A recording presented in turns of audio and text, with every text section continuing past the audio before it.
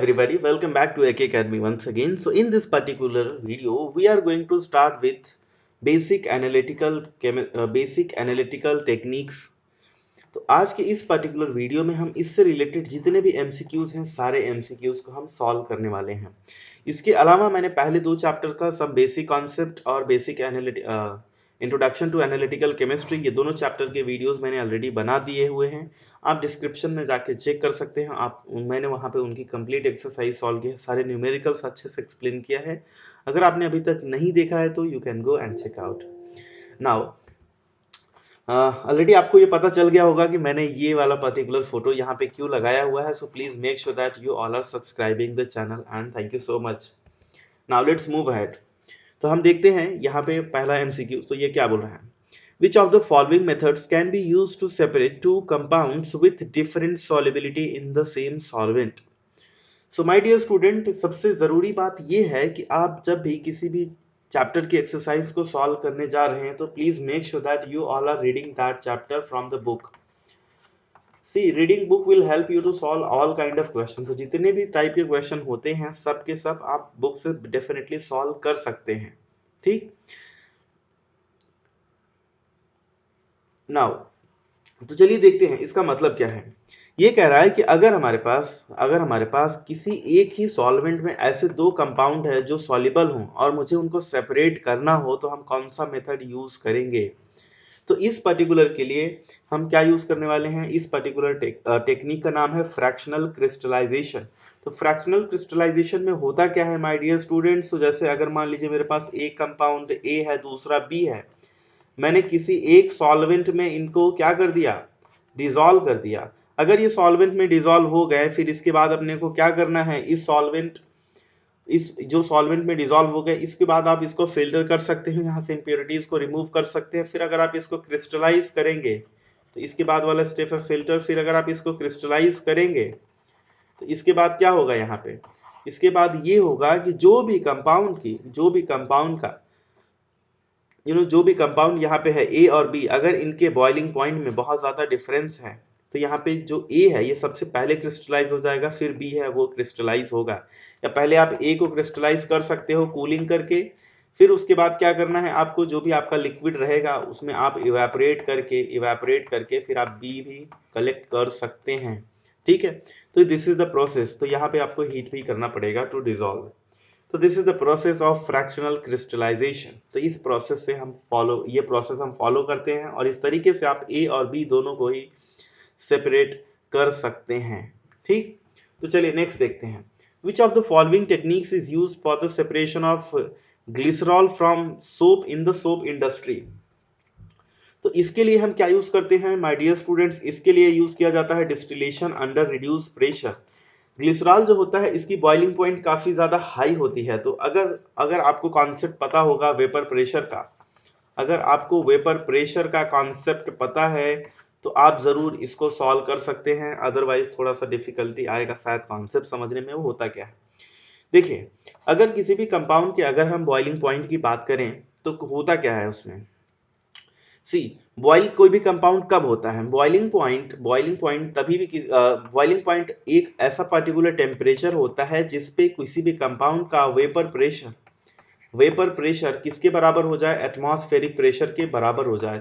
जब vapour pressure is equal to atmospheric pressure तो उस पर्टिकुलर टेम्परेचर को हम क्या बोलते हैं, बॉइलिंग पॉइंट। तो वो बॉइल होने लगता है। ठीक, अब आप बोलेंगे सर ये वेपर प्रेशर क्या होता है, एटमॉस्फेरिक प्रेशर क्या होता है। तो बच्चा यहाँ पे एटमॉस्फेरिक प्रेशर की अगर हम बात करें तो एटमॉस्फेरिक प्रेशर इज जो भी हमारे आसपास प्रेशर है एटमॉस्फेयर के द्वारा क्रिएट किया गया वो तो एटमॉस्फेरिक प्रेशर है।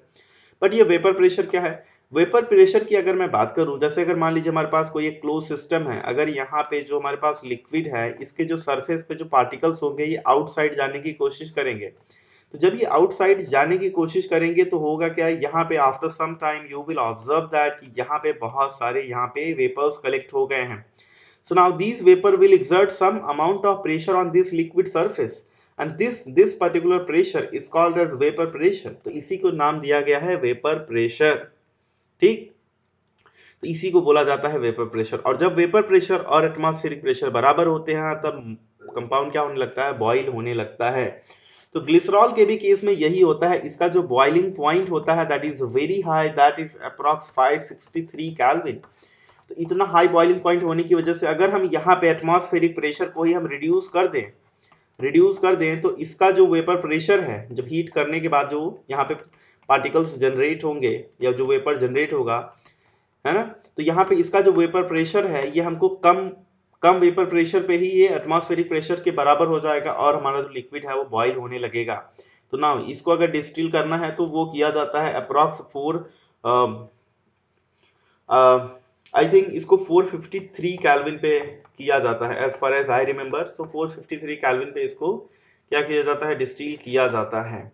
तो इस तरीके से आप देख सकते हो इन दोनों ही टेम्परेचर पे कितना ज्यादा डिफरेंस हो गया है।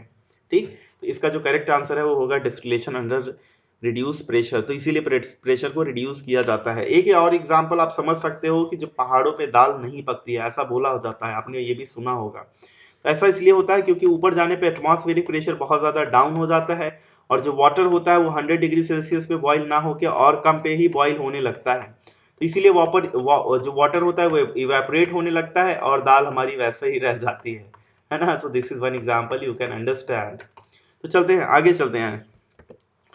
Which technique is widely used in industry to separate components of the mixture and also to purify them? तो प्योरीफाई और मिक्सचर को सेपरेट करने के लिए एक ही टेक्निक का नाम दिया जाता है, वो है chromatography. This is one of the best technique to separate as well as to purify the compounds. तो बी आपका करेक्ट ऑप्शन होगा।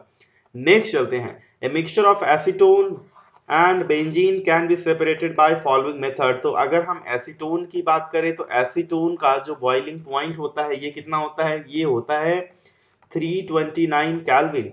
और वहीं अगर हम बेंजीन की बात करें तो बेंजीन का ये कितना होता है, बेंजीन का ये होता है 353 केल्विन। तो आप देख सकते हो दोनों के ही बॉइलिंग पॉइंट में बहुत ज्यादा डिफरेंस नहीं है, इसीलिए सिंपल डिस्टिलेशन तो हम यूज नहीं कर सकते। ठीक, sublimation can not be use. Sublimation का प्रोसेस ये होता है कि अगर हम सॉलिड से डायरेक्ट गैसियस फॉर्म में चले जाएं, जैसे जैसे कि कपूर होता है, अगर आप उसको जला दें तो वो एक प्रोसेस हो गया, तो ये सब्लिमेशन भी नहीं होगा। तो fractional distillation and distillation under reduce pressure. तो अगर आप प्रेशर को रिड्यूस करेंगे तो यहाँ पे इनके बीच का जो टेम्परेचर डिफरेंस है ये काफी ज्यादा कम है।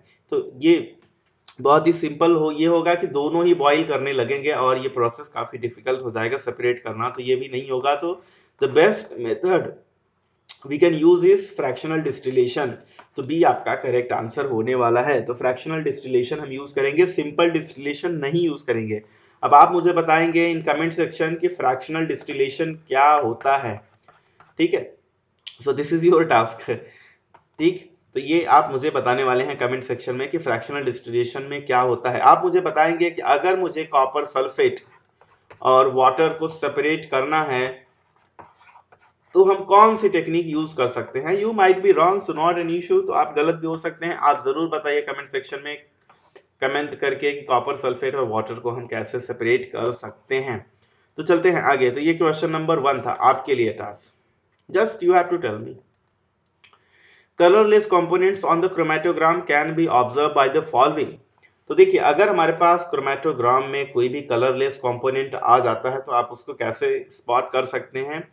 देखिए इसके लिए जो सिंपल मेथड है वो ये है कि आप इसको यूवी लाइट में रख दें। अगर आप यूवी लाइट में रख देंगे तो ये क्या करेगा, यूवी रेडिएशन को एब्जॉर्ब करेगा और ये कलर आपको दिखाएगा। So it is going to show some kind of colour, तो कोई ना कोई कलर ये जरूर दिखाएगा, तो आपको पता चल जाएगा। तो ए इसका करेक्ट ऑप्शन है। दूसरा, आप अगर इस पे आप कोई रिएजेंट स्प्रे करेंगे, there are specific kind of reagents, अगर आपको पता है आप गेस कर सकते हो तो आप उसको भी स्प्रे कर सकते हो, but UV light is the best technique to observe this one. So however we will go for the UV light, but C is also possible somehow. तो यूजिंग स्प्रेइंग एजेंट आप इससे भी क्या कर सकते हैं, पता कर सकते हैं, क्योंकि ये दोनों रिएक्ट करके फिर क्या बताएंगे कि यहाँ पे कोई ना कोई कलर आपको देखने को मिलेगा। तो जब आपको कलर देखने को मिलेगा तो आप पता कर पाएंगे कि कोई ना कोई कंपोनेंट जरूर प्रेजेंट है। सो इतने ही एमसीक्यूज थे माय डियर स्टूडेंट्स, और thank you so much for listening and please don't forget to like the video अगर आपको पसंद आया ये video, and also don't forget to subscribe the channel as I shown you कि जो भी लोग वीडियोस देख रहे हैं वो सब्सक्राइब नहीं कर रहे हैं। More than 97% people are not have not subscribed this channel, so that is very big challenge for me. अगर आप if you will support me, so definitely I will come with very good contents, animated videos and so many things. So at this time I am expecting some kind of support from you people, and thank you so much once again, and bye bye, take care, have a nice day ahead.